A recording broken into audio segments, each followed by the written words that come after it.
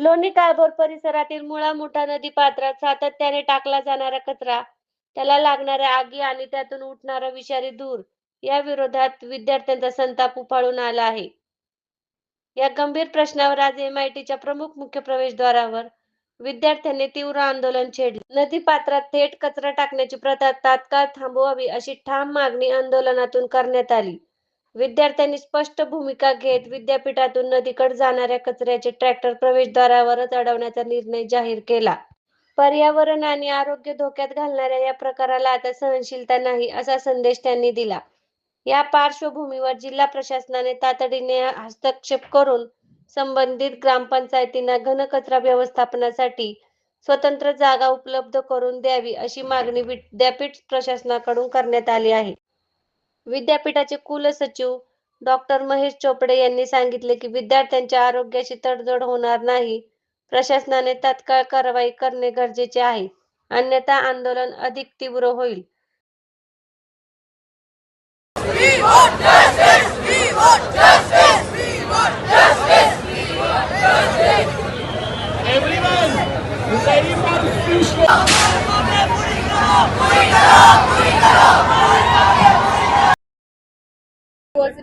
हम hostels के अंदर रहते हैं, कैंपस के अंदर, जहाँ एक रात एकदम से इतना धुआं हो गया कि सांस लेना भी मुश्किल हो गया। हमारे रूम्स के अंदर तक आ गया।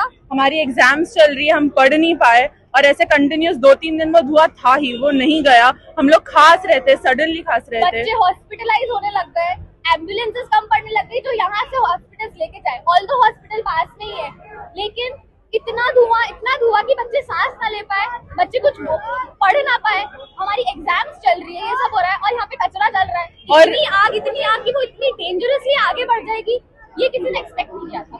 टॉन्सिल्स आ गए, लोग की अस्थमा ट्रिगर हो गई है। कितना डीप इशू है ये किसी को समझ नहीं आ रहा और हम लोग का बस ऐसे कर रहे हैं कि सिर्फ कचरा जला रहे, हमारे कोई केयर नहीं कर रहा, हमें कोई अटेंशन नहीं दे रहा। AQI लेवल 340 आ गया था उस रात। कितना AQI?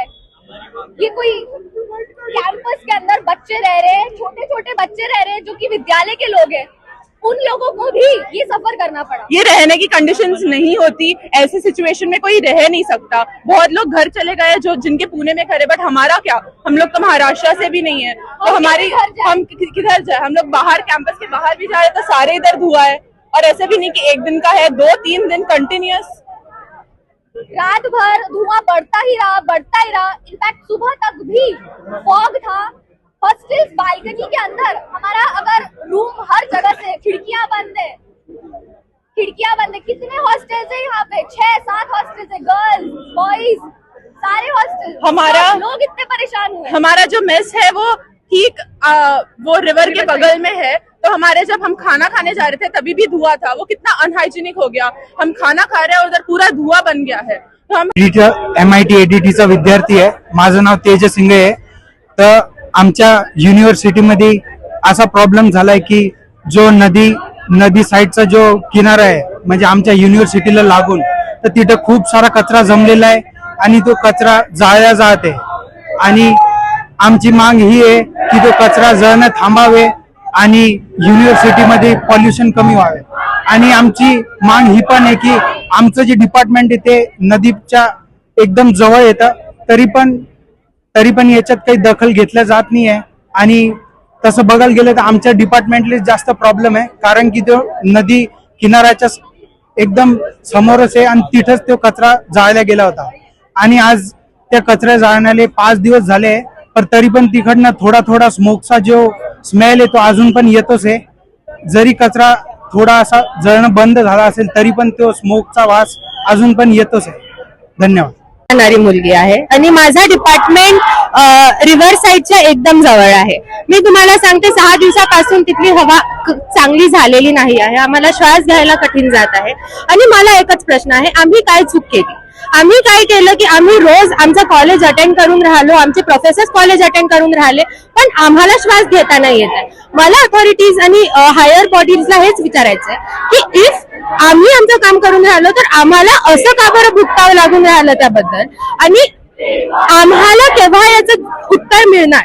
We need to know की when will we stop feeling like we can't breathe and we have to constantly be in this era जहाँ पे आम्हाला प्रत्येक छोट्याच्या छोट्या गोष्टीसाठी आम्हाला we have to fight for it.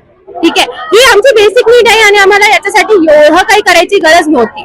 आम्हाला हे भेटायला पाहिजे होतं, पण अपॅरेंटली 6 दिवसापासून आम्हाला ती घाणेरडी हवा घ्यावं लागून राहिली, त्याचा श्वास घ्यावा लागून राहिला आणि काहीच होत नाहीये. And this is not right. That's it. मुलं आणि कर्मचाऱ्यांचं वास्तव्य या ठिकाणी आहे, तर या सगळ्यांना त्यामुळे त्रास व्हायला लागला. रात्री साधारण 1:30-2 वाजता आम्ही त्यांना सुरक्षित स्थळी हलवण्याचं काम चालू केलं. बसेसच्या माध्यमातून त्यांना त्या ठिकाणावरून घेऊन त्या सुरक्षित स्थळी आमच्या कॅम्पसमध्ये बाहेरच्या बाजूला असं मागं घेऊन जातो असं आम्हाला करावं लागलं आणि त्यामध्ये काहींना जास्त त्रास झाला, त्यांना हॉस्पिटलाइज करावं लागलं. परंतु एकंदरीत ही सगळी परिस्थिती पाहता गेली अनेक वर्ष म्हणजे जवळपास मला वाटतं 2020 पासून आम्ही या सगळ्या गोष्टीचा पाठपुरावा